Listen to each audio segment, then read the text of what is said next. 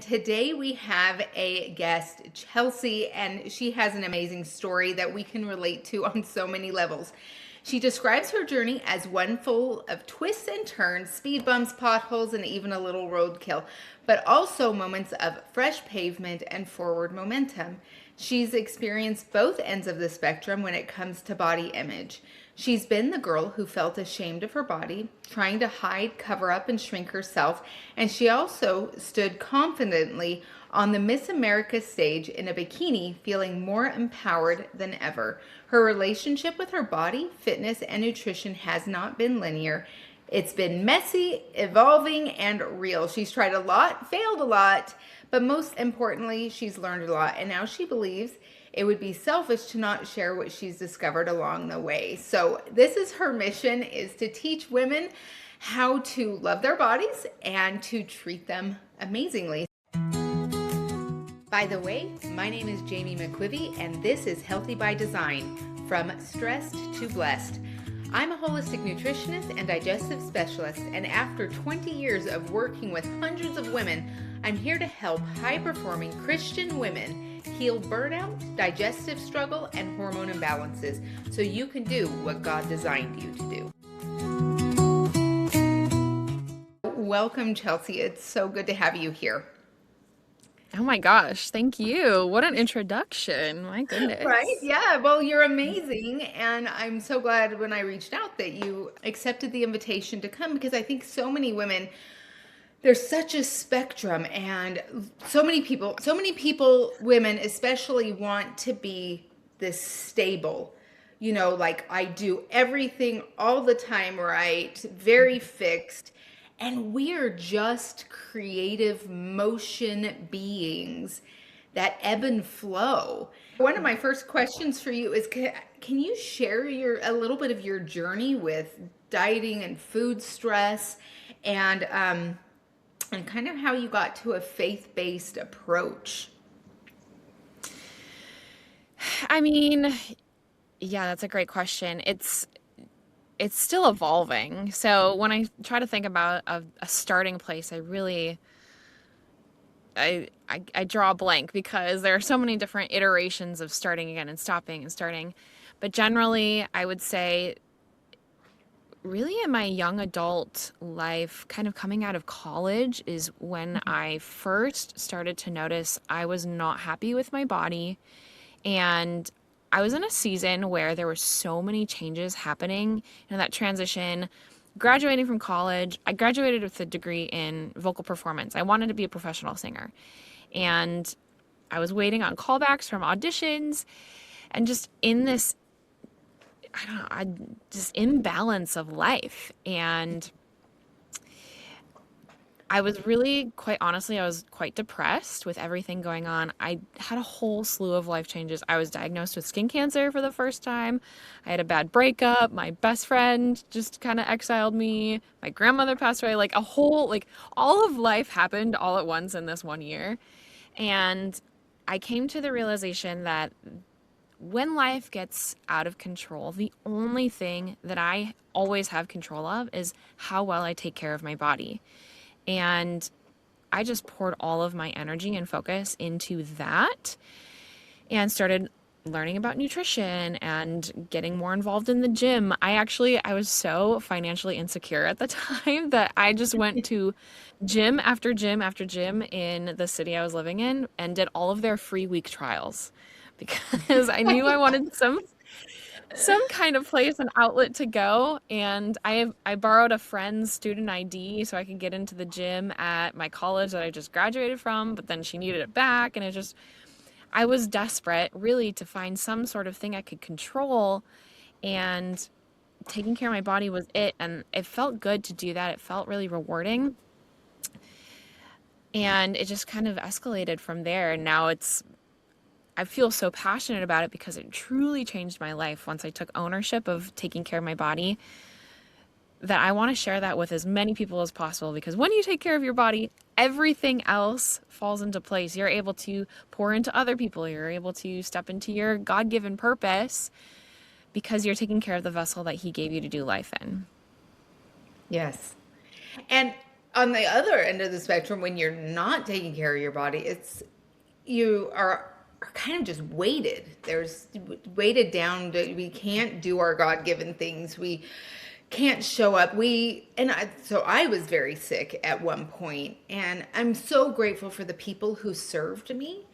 But I now am so grateful that I get to be a person who serves, right? Who gets to Amen. get out of bed, who gets to have energy, who gets to spend time with my grandbabies and love that time. And that was really a motivation for me too, in taking care of my body. As I had three sons, and they have a lot of energy, and not I had to be able to be present for them, right? And have grandbabies Exactly. and stuff. So was there a moment that you realized like that your body was a God-given gift and that confusion didn't have to be part of such a big part of that, a roadblock, I guess? Yeah, the moment that comes to mind is when I had tried a bunch of diets, right? I had realized I wasn't happy with my body, so I just hopped on Pinterest and started doing 30-day challenges or whatever. I was finding all kinds of things to try and do to change my body. And after quite some time of that, I started realizing, it was actually during a devotional. I have a pretty vivid memory where I realized Jesus calls himself the bread of life, right? And he fed thousands of people by multiplying loaves of bread. And at the Last Supper, he broke bread and gave it to us, saying, "This is his body given to us. Do this in remembrance of him." Why am I working so hard to not eat bread because carbs are bad? Right? There was this disconnect for me of, it's all over scripture. It's in the Bible. Why am I demonizing this thing? Why has the world told me I shouldn't have bread because I'm on a diet, and if I want to get in shape or if I want to be toned, I can't have bread? And I absolutely love bread and it's so delicious. And so it was, as funny as that sounds, that was a very tactical moment of disconnect for me. And that is really when I started exploring biblical nutrition, which is kind of my whole thing now. But at that point, it really was, I need to take care of my body, not just so I can fit into my favorite pants, so I can feel confident in anything that I wear. That's all really important too. But when that is the focus, when the number on the scale is the focus, it is so frustrating. And I have just found that when you focus on taking care of your body from a holistic standpoint, truly honoring the vessel that the Lord gave you to do life in, this body is a gift and we don't get to take it with us, and we are managers of it on this side of heaven. And so when you start to shift your perspective to taking care of your body versus just trying to get to a weight loss goal or whatever it may be, it's so much more rewarding, and the incentive is so much deeper. It makes the hard no's a little bit easier. It makes the difficult yeses a little bit easier. It helps us avoid temptations because I have that conviction of, this is not just, my body, I can do whatever I want with it. Actually, scripture says that I am not my own. I was bought at a price, a very steep price. And so it's my responsibility to take care of this vehicle. Just like if someone were to let me borrow their car, I'm not just going to trash it and leave a bunch of junk in it and, crash it. I'm going to take extra care of it because it's not mine. And if I Yeah. view my body that way, then it just takes you so much further. So that really was kind of the turning point for me, was actually just seeing bread in scripture and then just deep dive rabbit hole on that one. I love that you brought that up because I did an interview with Sue Becker, who does the Bread Beckers, and she's a Christian woman who talks all about bread. And I remember my bread moment too, where I was like, well, and for me, it was a digestive thing because I was like, I can't eat bread. But Hmm. then I started making bread at home and I could eat bread at home. And I was like, okay, Yeah. wait, what is the difference? It's all the preservatives. Yep. And it was that it wasn't whole. So I make bread all the time now and I love it, but I really can't eat bread out. And a lot of people don't realize, like, it's over about 40 to 50% of us have the gene mutation of the C677T. And anyway, it makes it hard for us to have anything with folic acid. And so bread Yeah. is, and the shelves that are preserved are full of folic acid, but we need folate, right? And so it's like there's so much Right. wisdom in that Jesus is the bread of life. He compares himself to two things: the bread and the water. We need bread and Yeah. water. You know what I mean? Yes. And At no point did he say he was the broccoli of life. He could have chosen anything, but he chose bread and water. right. And it's just it's amazing. And I was thinking, as you were saying too, we can get so fixated on that number, because I Hmm. remember when I was overweight, I was like, okay, if I just get back to that weight that I was at before I got married. And then I started, like, all these things started changing in my mind and body, and I surpassed that because I was a little overweight when I got married. And I got lower, and I was like, wait, I still don't feel good. So then it Mm, shifted to really, actually, it wasn't a number, it was feeling good. And then it yes. really made me think, anything that we put our focus on more than God is becoming an idol.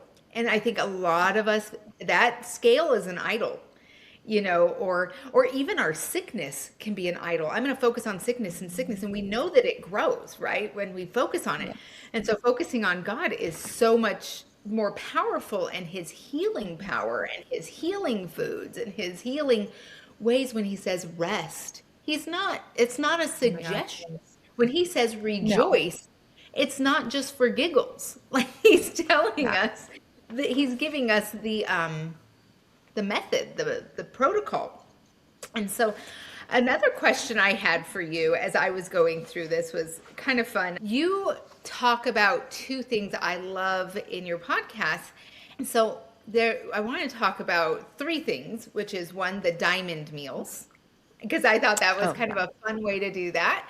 I want to Yeah. talk about mindset, and then hunger cues. So let's start with the diamond meals. Yeah. Okay. This one's kind of a funny how it came about. Basically, when I first started coaching nutrition, because I'd had this journey, I was successful in my own journey, and I felt really called to share my testimony and pour into other people with that.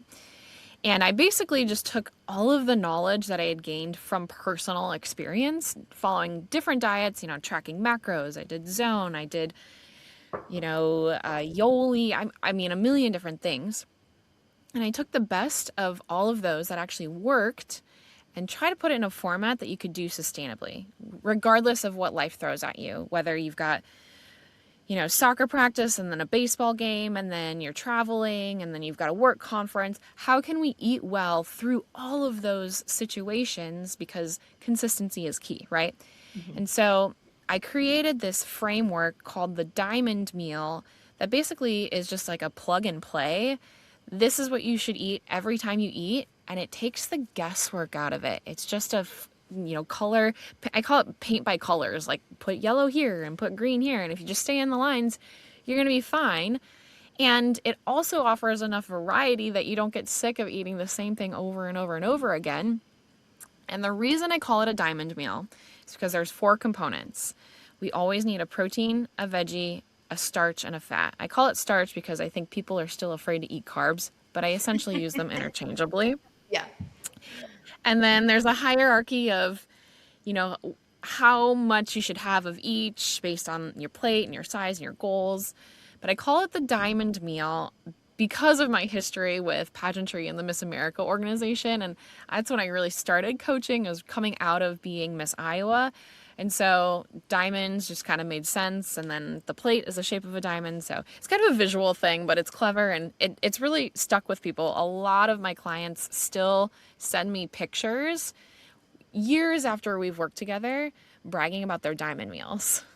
I love it. Yeah. I do protein on top. Yeah, not I really think protein and veggies are equally important, but I put protein on top because for me, I think it's easier to craft a meal when you start with the protein and then everything else kind of falls into place. If that's the star of the show, then you can pick vegetables that sort of complement the protein and, the starch that complements those and the fat to cook it all in. So I start with the protein and then veggies and starch on the sides of the diamond and then fat on the bottom, really not because it's least important, but because a little goes a long ways. It is the most calorically dense. We need fat, but I don't think it should be the star of the show. It's more of an accent. It's the stuff that you cook in or the sauce on the side, the dressing, those types of things. So that is the diamond meal. Okay, I totally love that. And you said something in one of your podcasts I was listening to. So what I usually will say is, let me see if I can find it. Okay. I usually tell people that all food is good food so long as it's real food and used in temperance. Okay, but you said something I thought was cute. It says, if it walked, flew, swam, or grew, then it's real food. And then you address the amount. So you're saying, all the variety, and what does that look like in a practical way? So this is the litmus test that I teach all of my nutrition clients. If you are questioning, is this healthy? Excuse the interruption, but if you're wondering how you can go deeper on this topic, then I have a free training that gives you the exact formula I use with every client. It's free and it's in the description. Is this something I should eat? Run it through this walk, flew, swam, grew test. So for example, let's go a cheeseburger, okay? Let's start with the beef part. Okay, well, did it once walk? Well, it came from a cow, which walks. So check, that's real. Now let's talk about the bun. That comes from wheat, which once grew. So it could be real, but it's not just wheat, right? There's other things in it. So you have to go through each ingredient in every element. And if it passes, it falls into one of those categories of walked, flew, swam, or grew, then you're golden. You know it's real. Oreos. Did Oreos once walk? No. Did they once grow? No. Did they once swim? No. Did they once fly? No. Okay. So not real food, even though the grocery store tells us it is, even though marketing tells us it is. Just because it's marketed as edible does not mean it's real food, does not mean it has nutrients for us. And so that really is the walk, flew, swam, grew methodology, if we could call it that, to really just answer the gray area questions. And I came up with that because of the biblical references to food. I mean, there's a whole list in Deuteronomy of clean versus unclean foods. And if we look at the creation story, there's 2 places in Genesis where God gives us very specific lists of, I made this for your food. And pretty much the walk, flew, swam, grew litmus test encompasses all of that. And if you think about it, it's a pretty broad list of things that are for our food. It's not limiting. It's very abundant. It just has to be real and God-given, because if we fuel our bodies with a fuel that is not designed for our bodies, you're going to run into issues. It's kind of like putting diesel in a Prius. Like, that car was just to burn that fuel. I accidentally put gas in my truck once, and it was no bueno. We almost ruined our, $50,000 truck because I put the wrong fuel in it. And now my husband, whenever he goes, I'm going to go put fuel in the truck, gas in the car. It's like, okay, I get it. But I love that. Yeah, and so I think that, well, women who come to me have digestive issues, energy issues, and they usually have lost their gallbladder. So these things lead to a lot of frustration and inconsistency. So what would your thoughts be for someone who's lost a gallbladder? Like, it's hard for us to handle fat anyway now. And we know that this digestive issue is not new. It's been going on for years and years, even before we got a gallbladder removed. They just didn't help us fix that. So what would your thoughts be on that? I'm truly a believer that food is medicine. I really am. And doing it the Lord's way is the best way. I mean, that's true for everything in life, finances, relationships, but there's also so much in scripture about food and stewarding our bodies. And we just culturally have gotten so far away from eating intuitively, knowing the things that are healing for our bodies. Fortunately, we live in an age now where we've got things like AI, where we can just ask a prompt and it can search the whole internet and give us an answer. But there's so much healing power in the resources that the Lord gave us. It's just a matter of knowing what to do and when, and learning the cues of our bodies and responding accordingly. A lot of that frustration can be solved if we just do what the owner's manual, i.e. the Bible, tells us to do with regards to taking care of our body. Well, I love that you said that, because that leads us into the second thing well, one of the things I want to talk about was, so one of the things I teach that I think is so important is listening to our body cues, the hunger cues, sleep cues, you know, like going to the bathroom, like if we're just not going to listen to that cue, right? So let's talk a little bit about hunger cues and why and how that can help weight, energy, and helping us get our body back. Yeah, I think we live in a world that fears hunger. I think we are afraid to be hungry, and I don't know if that is the result of the Great Depression or a fear of lack, but it's a pretty prevalent thing that I see a lot when women come to me is we always need a snack. We always need some sort of thing to munch on because we don't ever want to be caught hungry. When the reality is having hunger is a very, very good thing. It keeps us in check. It's our scale, our balance for over versus under eating. We don't want to be starving, but it's okay to be a little uncomfortable in that hunger state. And there's a reason that all over scripture, again, we practice fasting and putting ourselves intentionally into a place of hunger. One, I think that accomplishes what we were talking about before, and it eliminates the idol of food, which it comes up a lot, I see. Two, again, it keeps our checks and balances. We don't overeat that way. And listening to our hunger cues can be that portion control that so many of us are confused about. So instead of tracking macros or counting calories or having to weigh and measure every single thing you eat, if we really listen to our hunger cues, which takes some practice, if we haven't really learned that or paid attention to it before, it does take some practice. But once we've got that dialed in, then all of that measuring just takes care of itself. Like the Lord designed that for us. That's built into us. I really don't think in Israel they had food scales and were like, well, we should maybe put a little bit of that rice back. That's just not how it worked. We eat to satisfaction. What I actually give my clients is a number system, like a 1 through 10 basically, where, one end is ravenous, the other end is overly stuffed, and then there's a range that we want to always stick between. And once we start getting towards like a 3, then we need to start eating, or once we feel like about a 7, then okay, we can be done eating. There's no reward for the clean plate club. No one cares. You're only, you're only damaging your own self if you eat beyond fullness. And then that steps into gluttony, which is a whole other thing that I could talk about forever.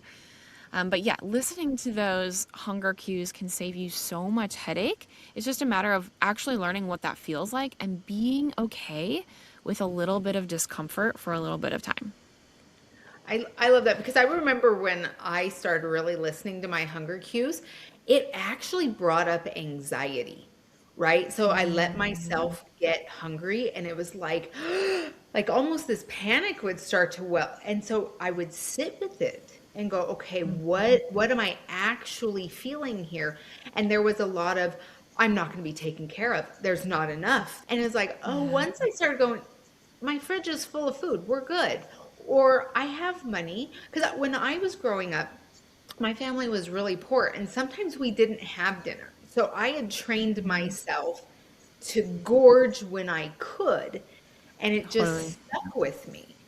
And so going looking at someone when they have food and being like, I'm not hungry was like a big deal for me, you know. Yeah. But now it's like, oh, I'm not hungry yet, you know. And that for me, uh, usually like I do brunch and an early dinner and stay within those bounds of real food. And so I was telling I tell my clients on this channel an awful lot too is when you do these things, weight isn't an issue, right? So Yeah. we don't always have to be thinking, how do I get that number down? If we're taking care of the vessel and listening to it, then all of a sudden it goes, oh, Mhm. I'm safe. I know I'm going to get fed. I know also that I'm going to have time to clean out. And, you know, Yeah. we talk about autophagy and like your body has to have no food in it for it to start cleaning autophagy. So even if you're in autophagy for, let's say, 20 minutes a day, that's 20 minutes a Yeah. day, you know, to clean that out. And so It just takes you care of itself. really, yeah. And before we got on the call, we were talking about you and I are in very different stages of life. You just had a baby. Congratulations, 4 months old. Thank And you. Yeah. he's just is out in the world now, and I have two getting married, and I have grandchildren. Do you work with women, I guess, who are on those opposite ends of the spectrum? Mhm. And what have you noticed that maybe is a little bit more supportive in the different times of life? Ooh, that's a good question. I absolutely have worked with both ends of the spectrum. Fresh out of college, realizing that they don't have the body they did in high school as a 3-season athlete and still don't really know how to cook. I've worked with that end of the spectrum to, retired, kids out of the house, don't really have a lot of hunger cues anymore. Or I shouldn't say that, just less of an appetite because they're not running around taking care of all the kids. And it really is just a matter of managing, like you said, that season of life. So right now, I have a 4-month-old. I'm exclusively breastfeeding. I have a husband who CrossFits. I mean, and I care a lot about the food that we eat. So I am keeping a lot of plates spinning with that regard and eating a lot myself and trying to be really grace filled in eating when I'm hungry. I'm being really intentional about eating those with those hunger cues, which actually kind of a side note, when I was pregnant, I had so many aversions and I just got to that point at the end of pregnancy where I felt so full all the time that I just wasn't hungry and I had a really hard time eating while I was pregnant. And so I remember telling my husband, remind me in labor that when this is over, I will have an appetite again because I miss eating. I miss being hungry. I miss not being full all the time. And so now I'm on the other end of the spectrum and I'm ravenous because I am breastfeeding and I'm taking care of everyone. Um, so it's really important to honor those things in that stage of life. And then as we get older, yeah, you may not need 3 perfectly round meals or 3 perfectly diamond meals in your day. I find a lot of times that doing the 2 moderate to large meals in a day with a good overnight fast, so a minimum of 12 hours between dinner and breakfast, does a Hmm. really good job in that stage of life because one, it's just one less thing that you have to think about if you don't have to create another meal. Two, you usually don't have that big of an appetite anymore, and that's okay. Your needs for nutrients are still increasing, but the appetite decreases. So it's a tricky thing to manage with that, but as long as we're getting nutrient dense food that the Lord created, it's really not much of a headache. We don't have to overthink all of that. And I love that because I don't think that God wanted it to be this crazy, this chaotic, this confusing. I mean, just get on the internet and You don't know what to do, what to eat, when to eat, how to, all this stuff. And I think both you and I are on the same page. It's like, okay, it's not that difficult. Let's simplify it to the real foods and listening to our body cues. Now, Yep. and that really takes care of it, but it's obviously easier said than done because we've trained ourselves out of that a lot of the time. Yeah. It's funny that you said it because when I was pregnant with my last one, he was a big baby. He was almost 10 pounds. We didn't know. I had him at home, but I was hungry all the time that I would cry and eat because I was so tired of eating. I was like, I'm so not. And so when I had him, I wasn't hungry like that anymore. I was like, thank you. Like my jaw hurt because I had to eat all the time.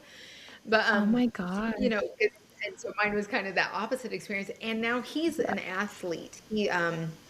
He's a marathon runner and all these things. So Oh wow. then so I have two military boys and then one athlete. And so eating really well and being strong and healthy is super important in our family. And my husband's a massage therapist, and so he is very physical.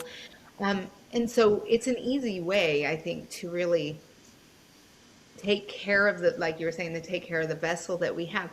So as we wrap up, what message would you give the woman who kind of feels stuck, maybe blaming her body, not loving and enjoying it, who's confused about food, to really to maybe take those first steps moving forward to honor God in her health?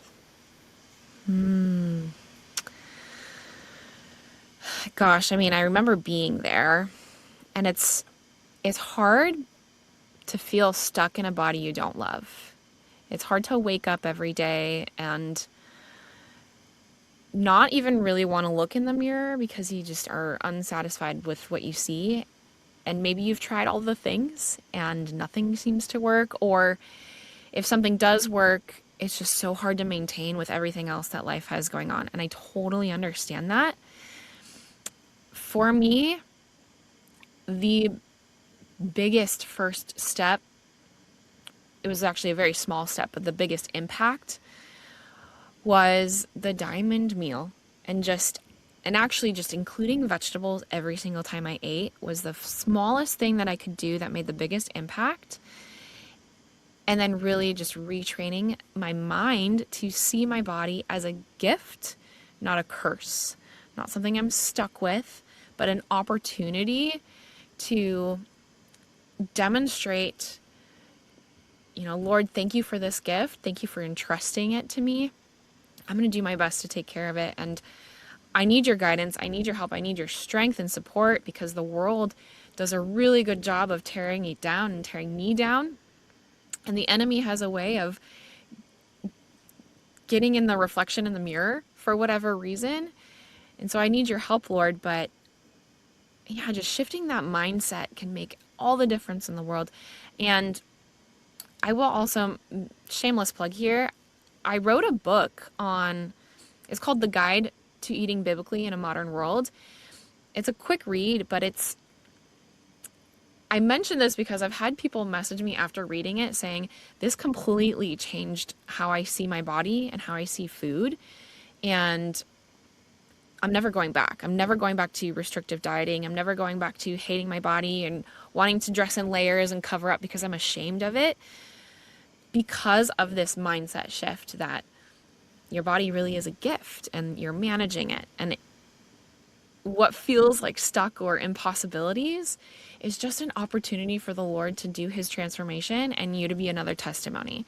So if you're interested, check that book out. I promise it's a quick read. As you were saying that, it reminded me of the scripture in James, which I love James, but when he's like, glory in tribulation, because that's where the Lord works, right? When I was going through and listening to those hunger cues and it's like anxiety, it's like, okay, where can I invite the Lord in more? Where can I trust him a little bit more? Where can I let go of the untruths? Anyway, I wanted to end with that, but first, why don't you tell people where they can find you? Easiest place to find me is my podcast, Nutrition for Christian Women, or coachrain.com. And remember the Miss America reference, it's Rain like a queen. So Coach, REIGN, Rain. And that's where you can find me for nutrition coaching, or I do offer single sessions too, just to kind of give you a what to do this week blueprint. If you just don't want to think about it and you don't you don't have the brain power, I got you covered. That's it. I love that. Well, thank you so much for joining us, and I will put everything in the show notes. Thank you. Thank you so much for having me. This was fun.